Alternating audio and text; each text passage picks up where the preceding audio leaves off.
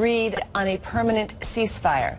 This after Ukrainian officials reported they are now fully engaged in combat with Russian troops. Now, this fighting escalating after Putin told a European official he could take Kiev in 2 weeks if he wanted to. Reza Sayed joining us live from Kiev this morning. Okay, what do you know, Reza, about this reported ceasefire agreement? This would be a critical development in this conflict.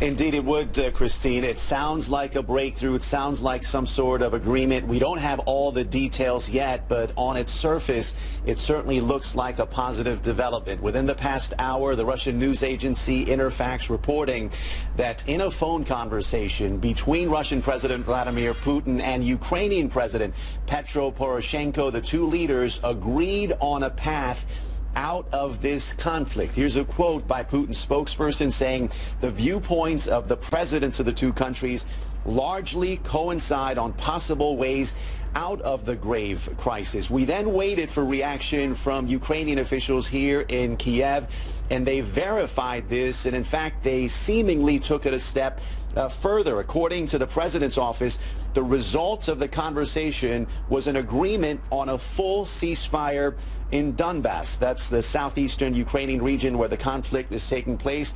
They also reached a mutual understanding on steps that would lead to peace. Again, we don't know all the details of this agreement, but it certainly sounds like a ceasefire has been established. And the question is, what concessions did the two sides make? Remember, Kiev, the Ukrainian officials, they wanted the pro-Russian rebels to disarm, to lay down their weapons. Did that happen? We don't know at this point. And on the other hand, the pro-Russian rebels, they wanted a guarantee of autonomy, some sort of self-determination and a federalized government. Did they get that? We're going to work to find out if indeed those concessions were part of this agreement. But in a conflict where we haven't had much good news in the past several months, this looks to be potentially setting the stage for a possible ceasefire. I want to see what those details are, Reza, what those concessions